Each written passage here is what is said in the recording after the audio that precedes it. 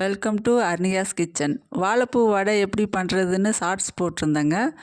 இப்போ அதோட full recipe upload பண்ணுறேன். எப்படி செய்யலான்னு பார்க்கலாம் வாங்க. வாழைப்பூ வடைக்கு தேவையான பொருள்: சிறிய வாழைப்பூ 1, துவரம்பருப்பு அல்லது கடலைப்பருப்பு, வீட்டு தோட்டத்திலேருந்து பறித்த கருவேப்பில்லை, வடைக்கு நல்ல டேஸ்ட் கொடுக்கறது கருவேப்பில்லை.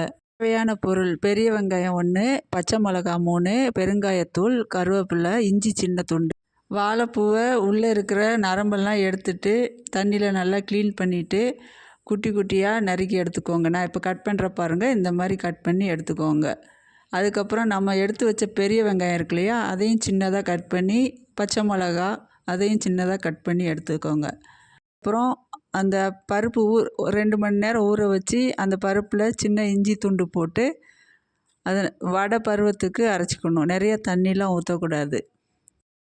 இன்னும் சரியாக அரைப்படலை, அதனால் லேசாக தண்ணி தொளிச்சு விட்டு மறுபடியும் அரைச்சி எடுத்துக்கிட்டு இந்த மாதிரி இருக்கிற பதத்துக்கு எடுத்துக்கோங்க.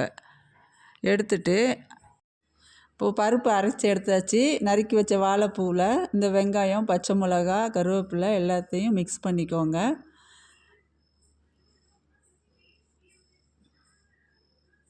அப்புறம் பெருங்காயத்தூள் கொஞ்சம் சேர்த்துக்கோங்க.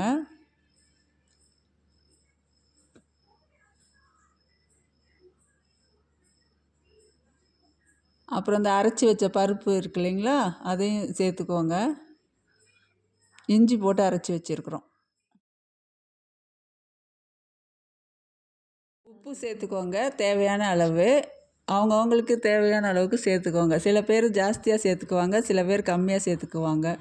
உங்களுக்கு எந்த அளவுக்கு தேவையோ அந்த அளவுக்கு உப்பு சேர்த்து அதை நல்லா பிசைஞ்சு விட்டுக்கோங்க. எல்லாம் உப்பு எல்லா இடத்துலையும் சேர்கிற மாதிரி, இல்லைன்னா அங்கங்கே திட்டுட்டு தான் இருக்கும். ஒரு 6 ஸ்பூன் அரிசி மாவு எடுத்துக்கோங்க. இது எதுக்கு சேர்க்குறோன்னா, நல்லா மொறு மொறுன்னும் வரும், எண்ணெயும் இழுக்காமல் இருக்கும். மேக்ஸிமம் எண்ணெய் ரொம்ப இழுக்காமல் சாப்பிட்டா உடம்புக்கு நல்லது. அதை இந்த மாதிரி எல்லாம் பிணைஞ்சிட்டு, உங்களுக்கு சுத்தமாக எண்ணெய் இழுக்கக்கூடாது, இந்த அளவுக்கு கெட்டியாக வச்சுக்கோங்க. கொஞ்சம் எண்ணெய் இழுத்தா பரவாயில்லன்னு நினச்சா இன்னும் கொஞ்சம் தண்ணி தெளித்து சேர்த்து வச்சுக்கோங்க. எப்படி இருந்தாலுமே உங்களுக்கு மொறு மொறுன்னு தான் இருக்கும். சில பேருக்கு எண்ணெயாக இருக்கிறது சாப்பிட பிடிக்கும், சில பேருக்கு எண்ணெய் இல்லாமல் சாப்பிட பிடிக்கும். அதனால் உங்களுக்கு எந்த அளவுக்கு தேவையோ அந்த அளவுக்கு தண்ணி சேர்த்து இந்த மாதிரி வடை ஷேப்பில் தட்டி ஒரு தட்டில் எடுத்து வச்சுக்கோங்க. அதுக்கப்புறம் வானொலியை எடுத்து அதில் கடலெண்ணெய், நான் கடலெண்ணெய் தான் யூஸ் பண்ணுறேன், செக்கெண்ணெய் நல்லதுன்னுட்டு. நீங்கள் எந்த எண்ணெய் யூஸ் பண்ணுறீங்களோ அந்த எண்ணெயை நீங்கள் சேர்த்துக்கோங்க.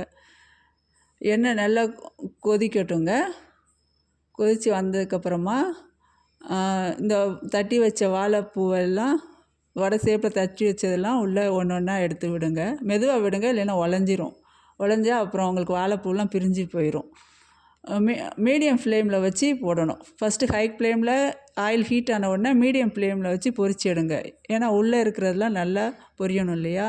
அப்படியே சைடில் நம்ம டீக்கும் ரெடி பண்ணிடலாம். இன்னும் சரியாக பொரிஞ்சு வரலை, இன்னும் கொஞ்சம் வேக விடணும்.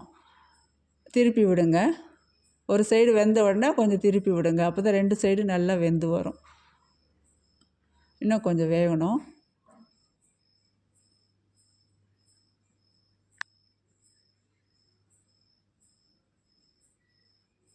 லோ ஃப்ளேமில் வச்சிடாதீங்க, மீடியம் ஃப்ளேமில். இந்த மாதிரி கலர் வந்ததுக்கப்புறம் எடுத்து ஒரு தட்டில் எடுத்து வைக்கலாம்.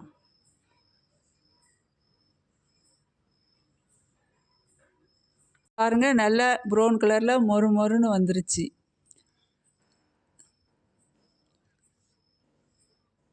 நல்லா எண்ணெயை வடிச்சிட்டு எடுத்து தட்டில் வச்சுருங்க.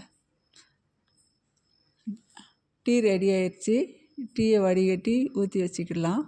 சுட சுட டீயும் ரெடி ஆயிடுச்சு, மொறு மொறுன்னு வாழைப்பூ வடையும் ரெடி ஆயிடுச்சு. 2ஐயும் சேர்த்து வச்சு சாப்பிட்டு பாருங்கள், செம்மையாக இருக்கும். நல்லா மொறு மொறுன்னு வந்துடுச்சு. செஞ்சு பார்த்துட்டு எப்படி இருக்குன்னு கமெண்டில் சொல்லுங்கள்.